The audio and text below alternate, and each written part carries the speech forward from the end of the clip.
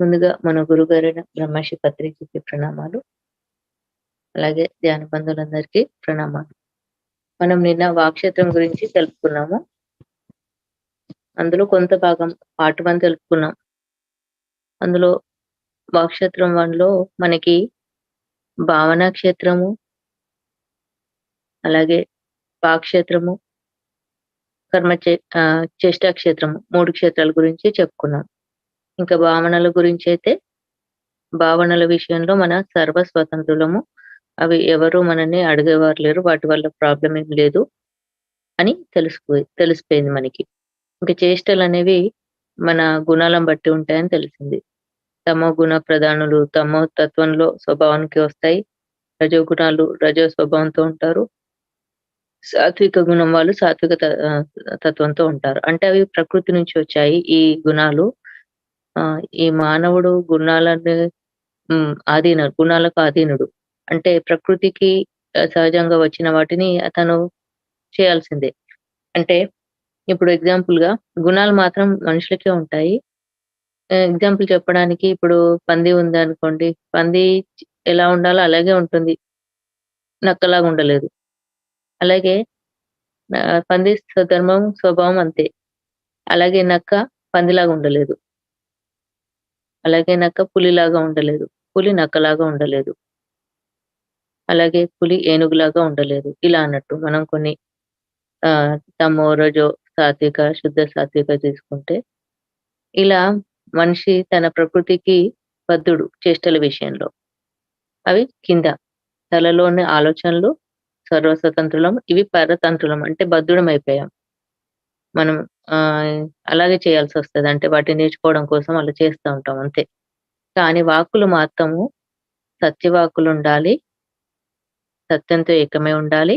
బుద్ధియుతంగా ఉండాలి. జ్ఞానయుతంగా ఉండాలి. ఇది అరువు తెచ్చుకోమని చెప్పారు. పార్ట్ 1లో. ఇవి మనకి ఇంపార్టెంట్. వాక్కులను పిరమిడ్ స్పిరిచ్యువల్ సొసైటీ మూవ్‌మెంట్ పట్టించుకుంటుంది. మిగతా వాటిని పట్టించుకోదు. కానీ వేదాంతులు, పండితులుకి తెలీదు ఈ జ్ఞానం కాబట్టి ఆలోచనలు కంట్రోల్ చేసుకో అని చెప్తారు. వారు 4 చక్రం, 3 చక్రం సంబంధించిన వారికి తెలీదు ఈ జ్ఞానం అని చెప్పారందులో. ఇది కేవలం సహస్ర స్టేట్‌లో ఉన్న వారికి మాత్రమే తెలుస్తుంది. అందుకే వీటిని తప్పు పట్టేది లేదు. కేవలము వాక్కులను మాత్రమే దృష్టిలో పెట్టుకోవాలి. సత్యవాక్కులుగా ఉండాలని వాక్క్షేత్రం 1లో చెప్పడం జరిగింది. వాక్క్షేత్రం 2లో మనకి పిరమిడ్ ఆయనం అని చెప్పారు సార్. ఈ పిరమిడ్ ఆయనంలో మనకి ఒక సాంగ్ తీసుకొచ్చారు స్టార్టింగ్.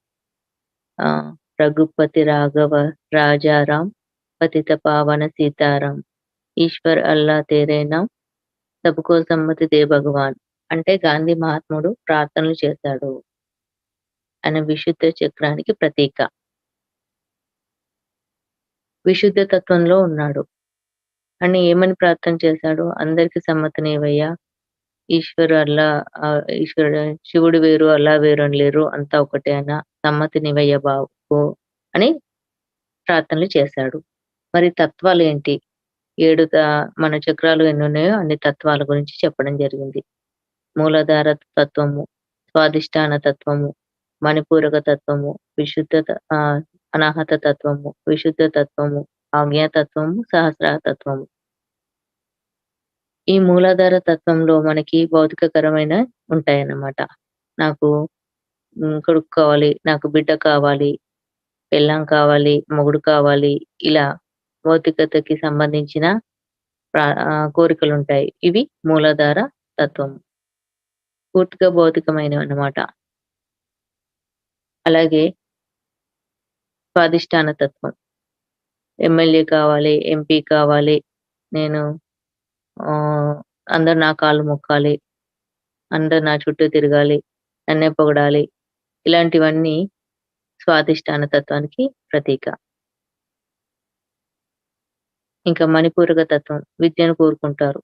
నాకు పలానా సీట్ రావాలి, పీజీ సీట్ రావాలి, ఎంబీబీఎస్ సీట్ రావాలి, అలాగే సంగీతంలో మంచిగా రాణించాలి, రీసెర్చ్ చేయాలి, ఇలాంటివి కోరుకుంటారు. ఇవన్నీ పూర్తిగా భౌతికమైన ఈ 3 చక్రాలు లౌకికమైనవి. ఇంకా అనాహత చక్రానికొచ్చేసరికి నాకు మనశ్శాంతి కావాలని కోరుకుంటారన్నట్టు. I want peace. నాకు మనశ్శాంతి కావాలి అని కోరుకుంటారు.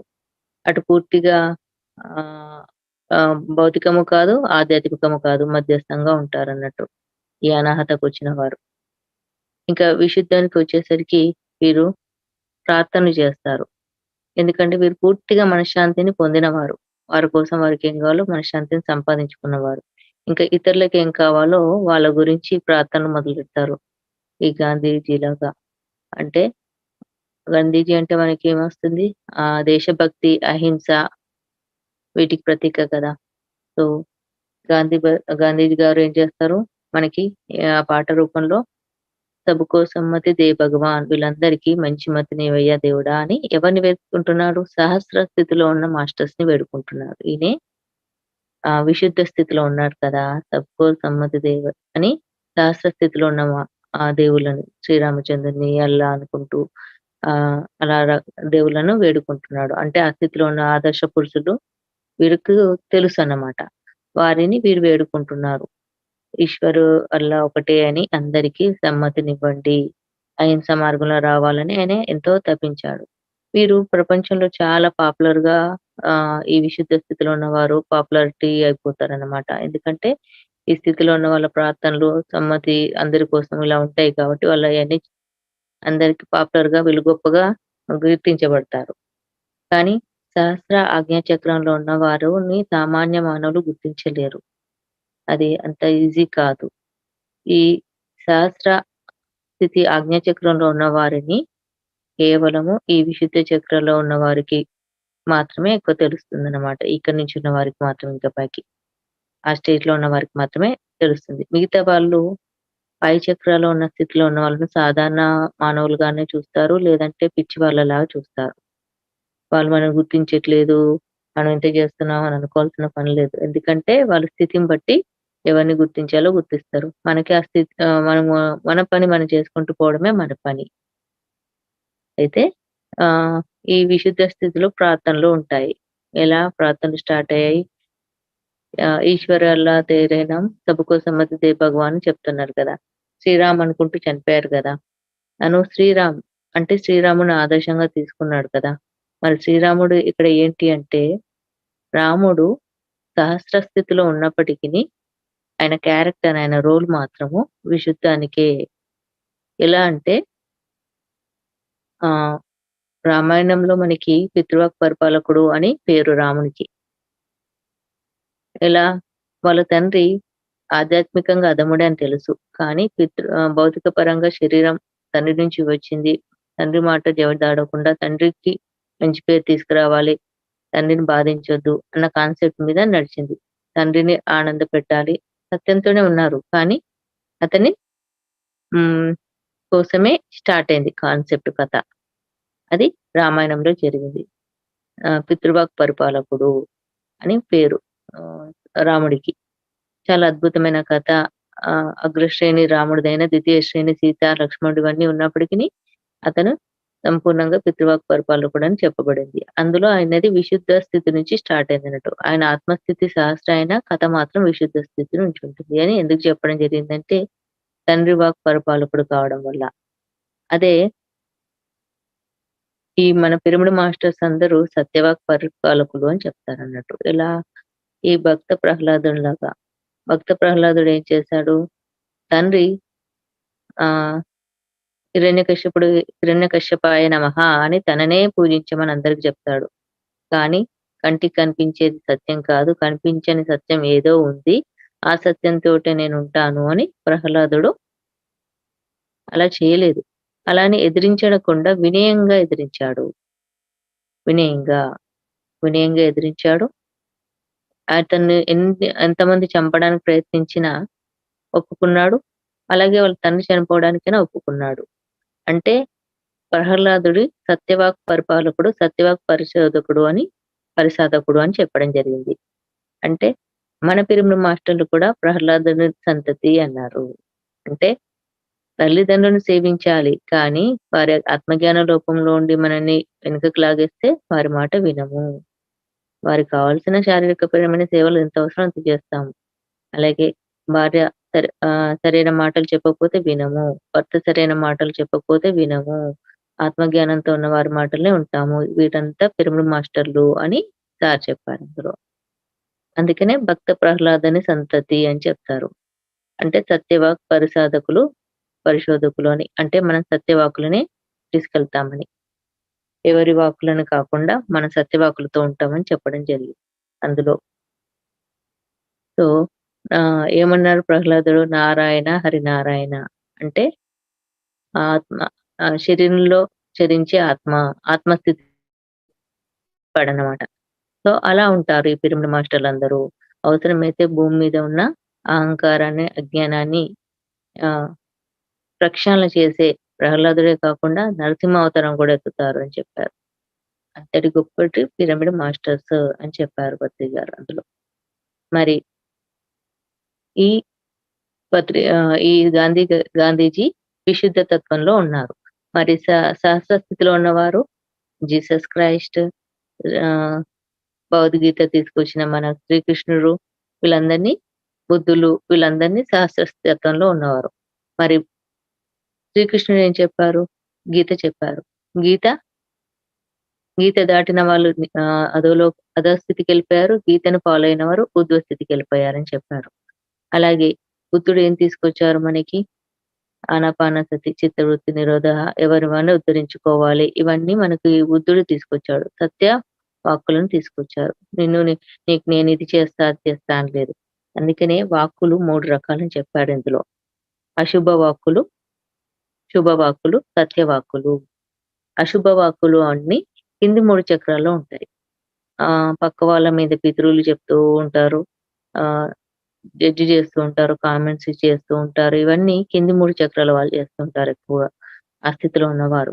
వాళ్ళనే దృష్టిలో పెట్టుకొని వాళ్ళనే అనడము, ఇలాంటి కొద్దిగా బ్లాక్స్ ఉన్నవాళ్ళు కూడా పై స్థితిలో ఉన్నవాళ్ళు కూడా బ్లాక్స్‌ల వల్ల కొన్ని సార్లు మాట్లాడొచ్చు. కానీ కంప్లీట్‌గా మాట్లాడడం ఊరికే అదే ధ్యాసలో ఉన్నవారు మాత్రం కింది స్థితిలో ఉన్నవారు. హ్మ్. అయితే ఈ అశుభ వాక్కులివి. ఇక శుభ వాక్కులు అనాథను విశుద్ధి వరకొస్తాయి. నీకు మంచి జరుగాక, నీకిది చేస్తే దేవుడు మంచి నేను నీకిది చేస్తాను, అది చేస్తాను. నీకు మంచి చేసి పెడతాను. తదాస్తు. ఇలాంటివన్నీ శుభవాక్కుల వల్ల మంచి చేయగలుగుతామేమో అని మన ప్రయత్నాలు చేస్తూ ఉంటాము. ఇవన్నీ ఆహ్, కింది 3 చక్రాలు దాటినాక అనాహత విశుద్ధికొస్తాయి. ఇక ఆజ్ఞను సహస్రాకొచ్చేసరికి సత్యవాక్కులే ఉంటాయని చెప్పారు. ఈ శుభవాక్కులు, అశుభవాక్కులు రెండూ వద్దు. శ్రీకృష్ణుడు చెప్పినట్టు శుభాశుభ పరిత్యాగి. అంటే శుభవాక్కులు, అశుభవాక్కులు ఇనుప సంకెళ్ళైతే శుభవాక్కులు బంగారు సంకెళ్ళు. ఈ రెండిటిని వదిలేసి సత్యవాక్కులతో సత్యవాక్ పరిసాధకులుగా ఉండాలి అని చెప్పడం జరిగింది. సో, సత్యవాక్కులుగా మనం ముందుకెళ్తూ ఉండాలి. సత్యవాక్కులతోటి విరాజిల్లాలి. ఏది సత్యమో అదే చేయాలి. అదే చెప్పాలి. నిన్ను నువ్వు ఉద్ధరించుకో. నీ కర్మలు నేను తీసేస్తా. నేను నీకిది చేస్తా. ఎవరెవరికి మంచి చేయలేరు. ఎవరు ఎవరికి చెడు చేయలేరు. ఇలాంటివి పనికిరావు. ఎవరిని వారు ఉద్ధరించుకోవాలి. ఇవే మన పిరమిడ్ మాస్టర్స్ ఉండే స్థితి. సత్యవాక్ స్థితిలో ఉన్నారు అని చెప్పారన్నట్టు. మనకి అశుభవాక్కులు వద్దు, శుభవాక్కులు వద్దు. సత్యవాక్కులతోటి ఉండాలని చెప్పారు. ఇలాగే జీసస్ క్రైస్ట్ 11 ఏళ్ల వయసులో తను అక్కడ సత్యవాక్ చెప్తున్నాడన్నమాట అందరికి. చెప్తున్న టైంలో ఒకరొచ్చి మీ తల్లిగారు పిలుస్తున్నారు అని పిలిస్తే, ఎవరు తండ్రి? ఎవరు తల్లి? ఆ దేవుని రాజ్యంలో అందరూ ఒక్కరే. ఇలాంటి సమాధానాలొస్తాయి. అంటే సత్యవాకుల యొక్క మాటలు ఇలా ఉంటాయి. అంటే మనము అలా మాట్లాడాలని కాదు. మనం మాట్లాడితే సత్యంగా ఉండాలని చెప్పడం. అంటే అవగాహన ఉండాలి. తండ్రి అంతా నాటకం అని మనకు తెలిసుంటే సరిపోతుంది. అలాగే చేయాలని కాదు. అంటే ఆయనను ఎగ్జాంపుల్‌గా చెప్పడం జరిగిందనమాట. ఇలాగే పత్రి గారు హ్మ్. సెకండ్ డాటర్ అప్పుడనుకుంటా. ఆహ్, తను తొండమాల మేడం డెలివరీ అవుతున్న టైంలో హాస్పిటల్‌లో 'Lobsang Rampa you forever' book చదువుతున్నారన్నట్టు. ఆ బుక్ చదువుతున్న టైంలో వాళ్ళ అన్నగారొచ్చి కంగ్రాచ్యులేషన్స్ మీకు పాప పుట్టిందని కంగ్రాట్స్ చేస్తుంటే అందులో గొప్ప ఏముంది? నేను సాధించింది నేను గొప్ప ఆహ్, విద్యను సాధించానా? నలుగురికి ఉపయోగపడేదని చేశానా? ఇలా అన్నాడన్నట్టు. ఆ మాటలకి వాళ్ళ అన్నగారికి కోపమొచ్చి ఆ బుక్ తీసి చించేసి అంతటా విసిరేసారట. మళ్ళీ సార్ సైలెంట్‌గా అవన్నీ తీసుకొని ఒక చోట చేర్చుకొని బుక్ చదవడం మొదలెట్టారు. ఇలా హ్మ్. ఆయన స్థితి, ఆయన జర్నీలో జరిగిన ఈ ఎగ్జాంపుల్ చెప్పడం జరిగింది. అంటే ఆయన మాటల పట్ల స్పష్టత, అక్కడ పరిస్థితుల పట్ల స్థితప్రజ్ఞత ఇవన్నీ మనకి రావాలనమాట. అది దానికి ప్రతీక వాళ్ళ ఎగ్జాంపుల్స్. సో, ఇలా సత్యవాక్కులతోటే ఉండేవాళ్ళే పిరమిడ్ మాస్టర్స్ అని చెప్పడం జరిగింది. మనకింకా చాలా ఎగ్జాంపుల్స్ ఇచ్చారు ఇందులో. హ్మ్.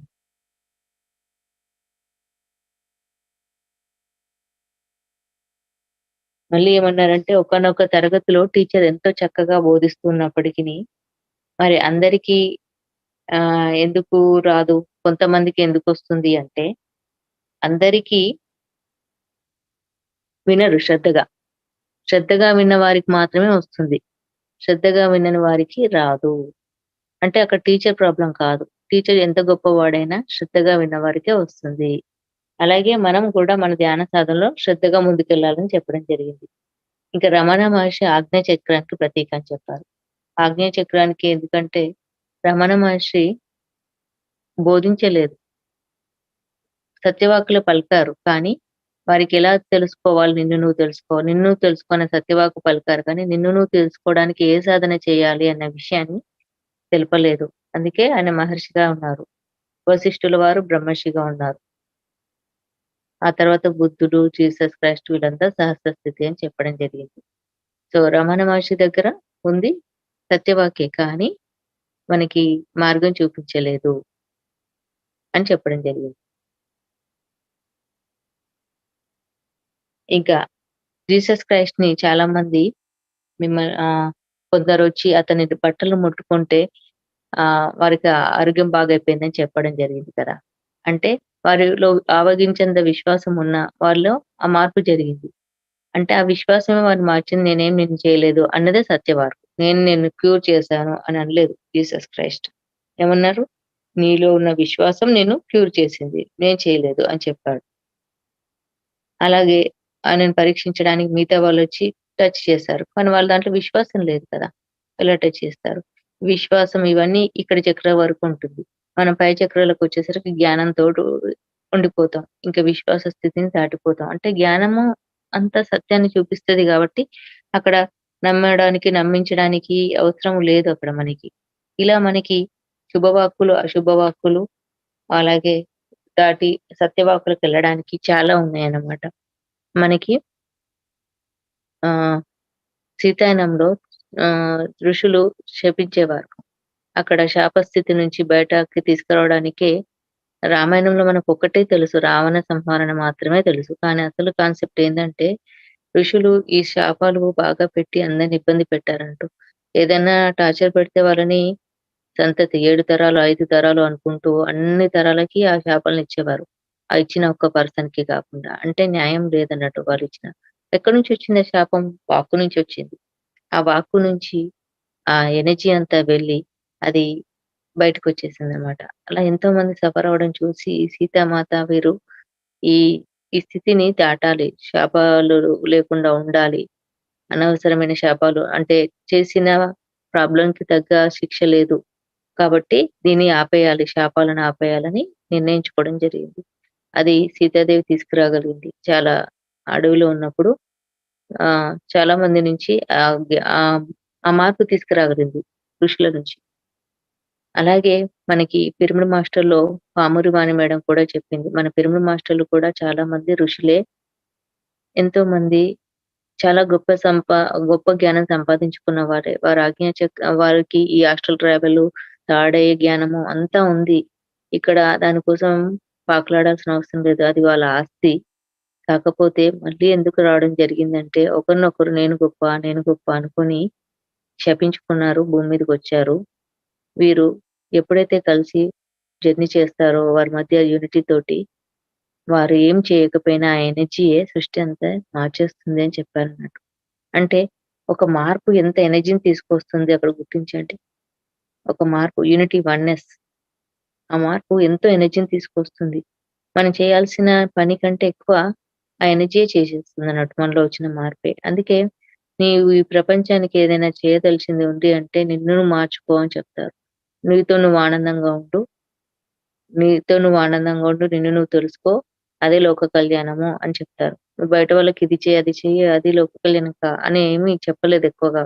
ఫస్ట్ నిన్ను నువ్వు తెలుసుకో. నీతో నువ్వు ఉండు. నీతో నువ్వు ఆనందంగా ఉండు. ఇవే నువ్వు లోకానికి చేసే గొప్ప మేలు అంట. ఇలా మనము ఎంతోమంది మారితే అంటే మనలో మనం అప్పుడు లోకాన్ని మనం బయట వాళ్ళని మార్చుతామని అవతలో చూస్తాం. మార్పు మనలో అవసరం అన్నమాట. సో, ఇంతమంది మాస్టర్స్ ఇలా చెప్పడానికి కారణం కూడా వాళ్ళ వాక్కులు సత్యవాక్కులుగా ఉండడానికి, వాళ్ళ వాక్కు శుద్ధంగా ఉండడానికి. అంటే ఆ దిశగా ఎళ్ళడానికే ఇది జరుగుతుంది ప్రాసెస్ అంతా. అలాగే దీనికొక ఎగ్జాంపుల్ కూడా చెప్పడం జరిగింది. చిన్న కథ. మనకి బాగా అర్థం కావడానికి. పైన హ్మ్. ఆ! ఒక ఒక రాజు ఎంతో మందిని చిత్రహింసలు పెడుతూ ఉంటారు. ఈ వాక్కుల గురించి ఎగ్జాంపుల్ అన్నట్టు. చిత్రహింసలు పెడుతూ ఉంటారు. అది ఎంతో మందిని యుద్ధంలో చేయడమే కాకుండా మామూలుగా సామాన్య ప్రజలను కూడా ఇబ్బంది పెడుతూ ఉంటే, ఆ టైంలో ఒక ఋషి తపస్సు చేసుకుంటూ ఉంటాడు. ఆ యుద్ధ ప్రభావానికి అతను డిస్టర్బ్ అవుతాడనమాట. డిస్టర్బ్ అయ్యి తపస్సులో నుంచి బయటకొస్తాడు. తపస్సులో నుంచి బయటకొచ్చేసి శపించాలని చూస్తాడు. ఆ సమయంలో ఆ రాజు చేసిన ధ్వంసము అదంతా చూసి ఈయనని శపించాల్సిన అవసరం లేదు. ఈయన కర్మలు ఈయనని బాధించేయడానికి సమయం దగ్గరకొచ్చిందనుకుని శపించాడన్నట్టు. ఆ విషయం తెలుసుకొని రాజు మీరెందుకు శపించలేదంటే, "నువ్వెంతో దారుణమైన కర్మలు నువ్వు చేసిన పనికి అనుభవిస్తావు. ఇంక నా శాపం అవసరం లేదు నీకు" అని అంటారు. అనగానే ఆయన క్షమ్ నాకు మార్గం చూపించండని బతిలాడుతూ ఉంటాడన్నట్టు ఆ ఋషిని ఈ రాజు. మార్గం చూపించండని బతిలాడితే ఆహ్, సరే అని ఒకటి ఆయన బాగా బతిలాడడం చూసి ఒక మార్గం ఇస్తాడు. "నీ కూతురు పుట్టాక ఆమె యుక్త వయస్సుకు రాగానే సామాన్య ప్రజానీకం మధ్యలో ఒక పెద్ద కోట ముందే పెట్టుకో. ఆ కోటలో మెట్లు ఉండొద్దు. పైన టాప్ ఫ్లోర్‌లో మీ అమ్మాయినుంచాలి. యుక్త వయస్సు రాగానే. రోజు రాత్రి వెళ్లి మళ్ళీ ప్రొద్దున రావాలి. తాడుతో ఎక్కి అని చెప్తారన్నట్టు. అంతే నువ్వేది చేసేది లేదు అదే చెయ్యి అని చెప్తారు.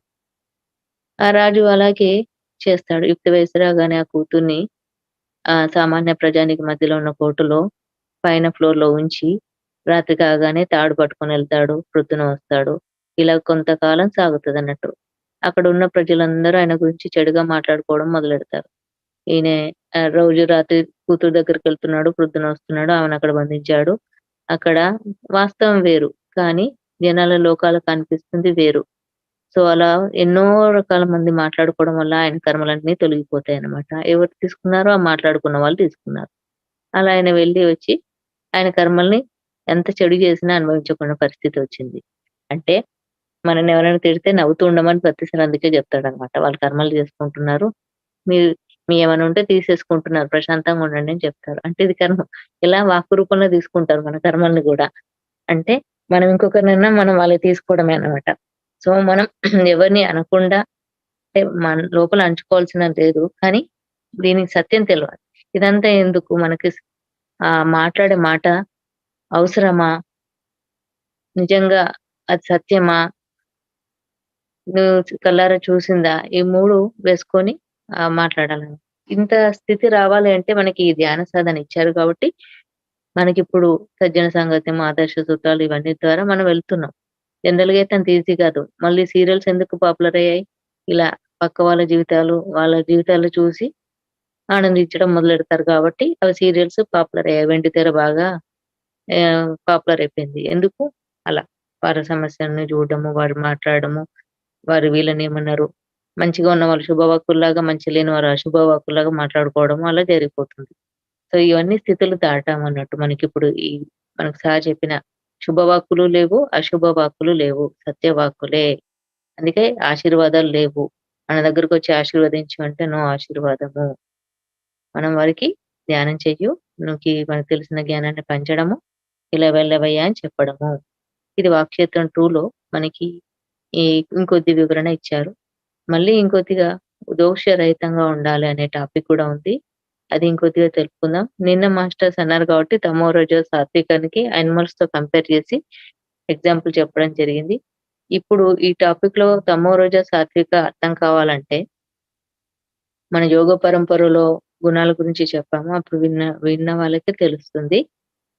సో, మాస్టర్స్ మనకి వాక్శతం గురించి ఇంకొద్ది వివరణ ఇదిచ్చారు. శుభవాక్కులు, అశుభవాక్కులు, సత్యవాక్కులు. ఈ కింది 3 చక్రాల్లో ఉన్నవారు అశుభవాక్కులు పలుకుతారు. ఆ తర్వాత 2 చక్రాలు ఉన్నవారు శుభవాక్కులు పలుకుతారు. పైన 2 చక్రాల్లో ఉన్నవారు ఏంటి సత్యవాకులే కలుపుతారు. అది మన పిరమిడ్ మాస్టర్సు. మన పిరమిడ్ మాస్టర్స్ అనే శ్రీకృష్ణ సంతతి, ప్రహ్లాద సంతతి అని, బుద్ధుల సంతతి అని చెప్పడం జరిగింది. సో, వీరందరూ నిన్ను నువ్వు ఉద్ధరించుకో. నీ కర్మలకు నువ్వే బాధ్యుడివి. నీ సమస్యను నువ్వే పరిష్కరించుకో. నీతో నువ్వు ఉండు. అది ఇలా ధ్యాన సాధన చేస్తూ, సజ్జన సంగతం చేస్తూ, అందరి అనుభవాలు వింటూ, మనం మనతో మనం లోపలికెలా జర్నీ చేయాలనేది సాధన రూపంలో అనుభవపూర్వకంగా చెప్తున్న మాస్టర్స్.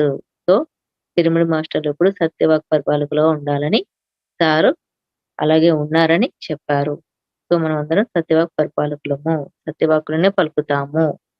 ఇది మన వాక్క్షేత్రంలో పార్ట్ 2లో కొద్దిగా వివరించడం జరిగింది మాస్టర్స్. Thank you all.